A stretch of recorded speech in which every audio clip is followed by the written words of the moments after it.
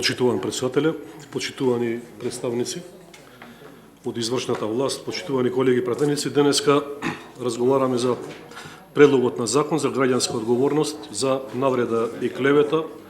поставен на комисија со европско знаменце. Инаку, во интерес на јавноста, законот е доставен во собранието во јули 2021 година, а разговараме за него еве денеска на 4 февруари 2022 година. Правото на слобода на изразување е едно од темелните човекови права, кое што е особено значење за постоење на едно демократско општество и токму во таа насока ги носиме сите закони, односно намерата при носењето на законите е токму да се заштитат уставните права на граѓаните и на сите останати, меѓу кои и правото на слобода на изразување. Како што кажав, денеска разговараме за предлогот на закон за граѓанска одговорност за навреда и клевета. Извршната власт, односно предлагачот, одлучил дека е подобро да се поднесе нов закон, кој што содржи 5 глави и 27 члена. Донесувањето на овој закон и според мене, очигледно и според анализите кои што се направени, е дел, односно поголем дел од номотехнички причини и понатаму се интервенира и во повеќе од 1/3 од членовите во постојниот закон. Но по она што имав можност да го видам, да го изанализирам, да го разговарам со колеги кои што се во оваа фела, сепак сметам дека се работи за можеби и помалку суштински измени од она кое што би требало да го содржи еден нов предлог на закон, имајќи во предвид на динамиката на развојот на едно општество и потребите кои што се појавуваат за заштита на уставно загарантираните права на граѓаните на оваа држава. Има неколку новини во законот, не би сакал да навлегувам во сите, затоа што и претходните говорници образложија голем дел од нив. Ќе се задржам само во она што е реална фактичка состојба во општеството, а тоа е дека тужбите и заканите од клевети за граѓанска одговорност од клевети и навреди се уште, за жал, главно средство, инструмент за притисок кон новинарите и кон останатите граѓани. Најчесто се практицираат од страна на власта, на политичарите, на функционерите, на олигарсите, кои што практицираат моќ во однос на заплашување или цензура на излегување на вистината на површина. Како што може да се види и од праксата, и од законот, и денеска најчесто средство за користење односно за решавање на споровите е судот. Тоа го докажуваат и анализите кои што се направени од повеќе реномирани организации, во кои што може да се види дека са решавање на спорови најчесто се оди преку суд и многу малку, односно воопшто не се користи медиацијата, што на еден начин е голем хендикеп за реализирање на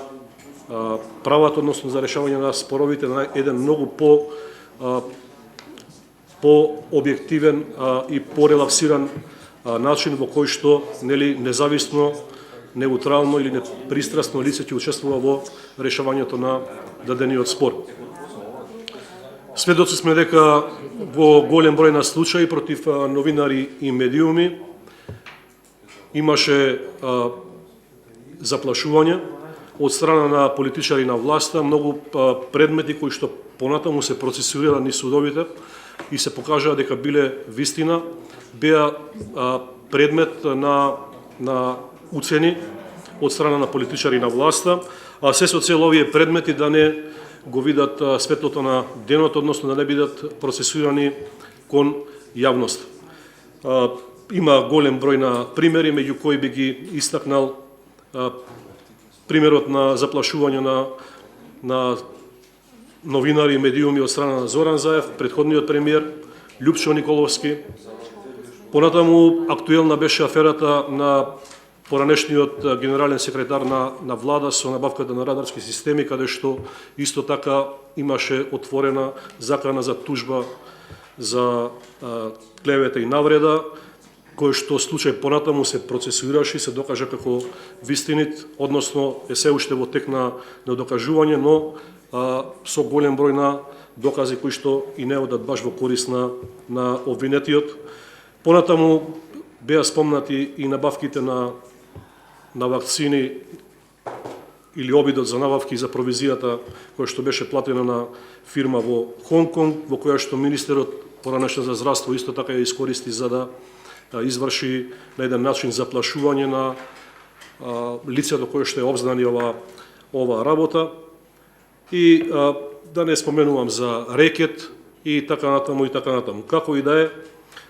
продолжува праксата да државни функционери од позиција на моќ да се закануваат со тужби за навреда и клевета